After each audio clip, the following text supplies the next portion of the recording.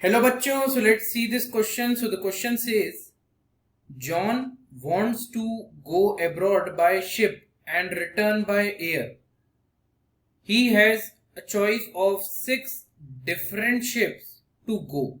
तो जब जॉन यहाँ से अब्रॉड जाता है तो शिप से जाता है और रिटर्न होता है एयर से. Okay, bye means of air वो रिटर्न होता है. He has a choice of 6 different ships. तो जाने के लिए उसके पास 6 different ships की चॉइस है. And 4 airlines to return. और रिटर्न के लिए उसके पास 4 एयरलाइंस के ऑप्शन है.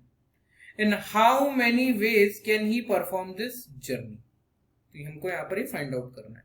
तो इस क्वेश्चन को यहाँ पर सॉल्व करने के लिए जो हमारा की कंसेप्ट होगा, the key concept to solve this question is, हम यहाँ पर यूज करेंगे fundamental principle of counting. Fundamental principle of counting. अब फंडामेंटल प्रिंसिपल ऑफ काउंटिंग में हमारे पास मल्टीप्लिकेशन प्रिंसिपल होता है. तो फंडामेंटल प्रिंसिपल काउंटिंग में हमारे पास यहाँ पर मल्टीप्लिकेशन प्रिंसिपल होता है. तो इसका हम की कंसेप्ट के तौर पर यूज करेंगे यहाँ पर. तो मल्टीप्लिकेशन प्रिंसिपल. अब मल्टीप्लिकेशन प्रिंसिपल क्या कहता है? तो यहाँ पर as per the multiplication principle, if there are m different ways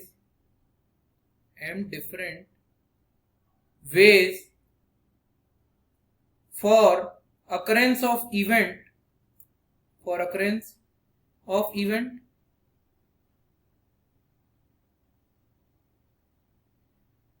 and different ways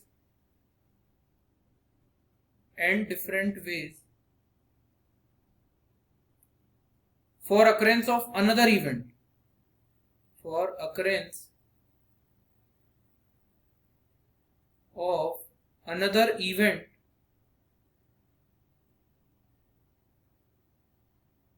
then number of ways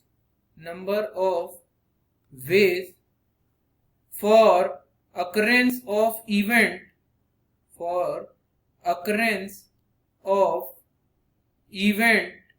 equals to m cross